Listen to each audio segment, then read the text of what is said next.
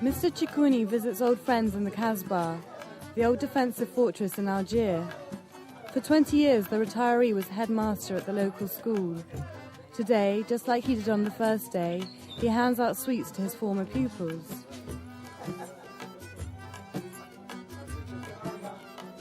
Many years have passed, but nothing has improved. There is still a chronic shortage of housing, and what there is liable to collapse.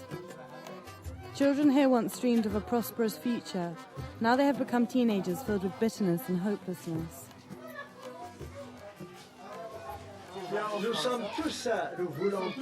Everybody wants to emigrate to France or Germany, though it's hard for them to get a visa. For them, the only way out is to flee to countries with more opportunities, freedom and human rights.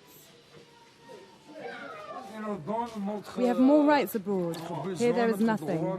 The state doesn't even act in accordance with Islam.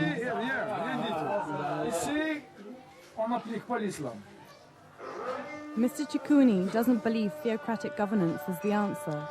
He would prefer the separation of state and religion, and is dedicated to a movement that, among other things, requires a secular form of government. In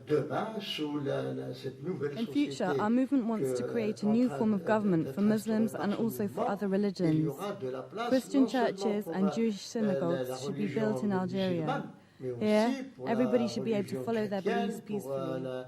Des synagogues, des églises, toutes les religions auront leur part et travailleront en toute liberté.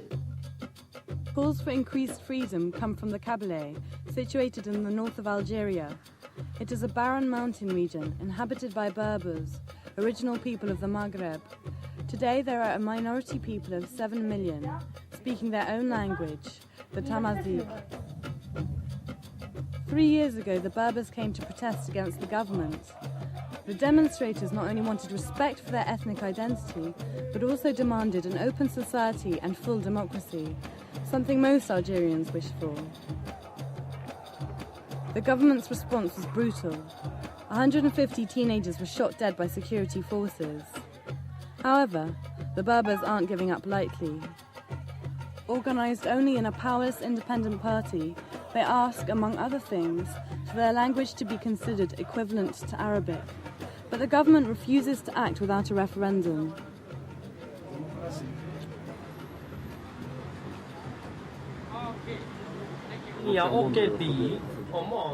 In no other country of this world is acceptance of a major language dependent on a referendum.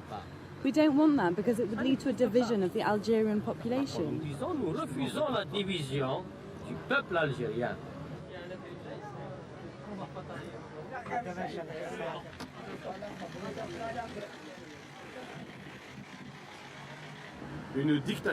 Every dictatorship acts on behalf of a national social myth and negates parts of reality. This happened in communism, as well as pan-Arabism, or in Hitler's fascism. As you know, there was a connection with Hitler in Austria. We also experienced a connection to the dictators in Algeria. It's an ideological connection.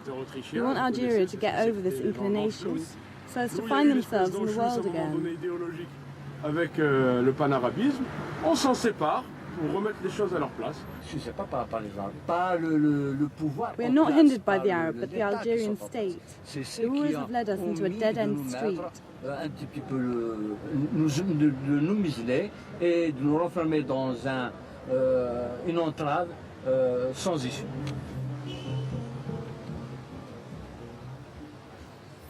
The civil war of the 1980s and 90s put the Berbers in an impossible position, threatened both by the military regime as well as by the Islamic opposition. Many of them were killed. The war was a tough time for this 90-year-old woman. During this time, her son was the victim of an attempted murder. As a teacher, he repeatedly spoke out against the education policy of the government, and especially attempts of Arabification. The circumstances surrounding her son's shooting have never been cleared up. His mother believes the murderers were Islamic terrorists. He was a French teacher and also taught Latin and Greek. I'm a practicing Muslim under the rules of our religion.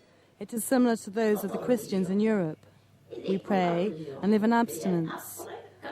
You're not supposed to do anything bad, but there are others who commit crimes, even though they do pray.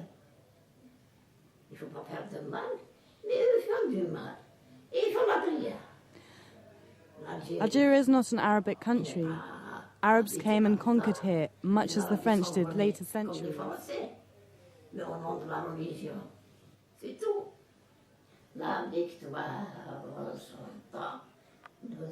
Jogi Trauki nostalgically sings a colonial French song.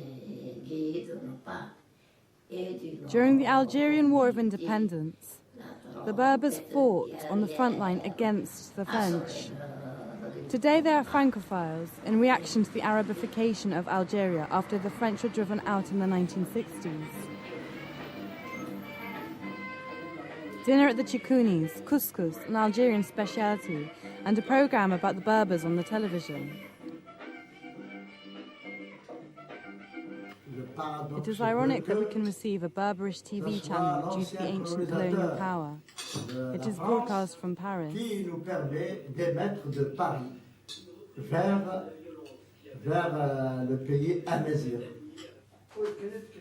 These Berbers have a strong connection with Europe. Some children of this family live in France, others in Austria.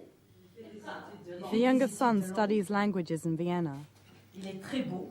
If society doesn't change, there will be a massive problem. At the moment, the youth are emigrating in their droves. This will stop, however, when European countries refuse to accept immigrants anymore. Then what? How will the youth cope with conditions over here? The people that are in charge of deciding are those from the army. Another problem is the restriction on free thought. A lot of journalists have already been put in jail. I think this is very worrying. I think if we can get the whole population to follow our movement, then things will change.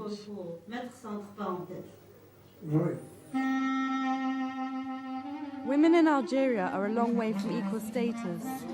The Berbers want to change this too. The streets of the Kasbah are strictly the domain of the men. The roofs belong to the women.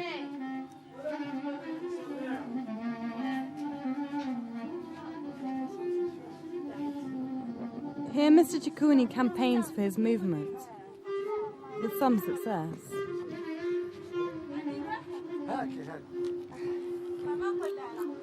Ça, c'est la carte qui vous permet d'entrer dans un conclave.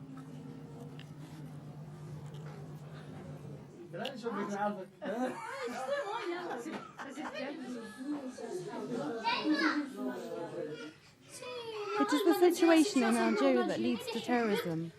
Look at me, I'm sitting here together with my unemployed husband who doesn't bring home any bread. What am I supposed to do?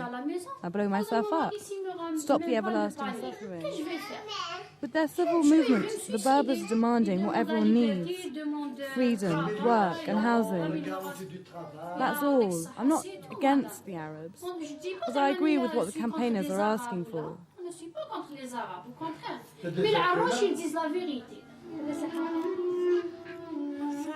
Many Algerians are disappointed with their government. This is why the demands put forward by the country's oppressed indigenous people are falling on such fertile soil.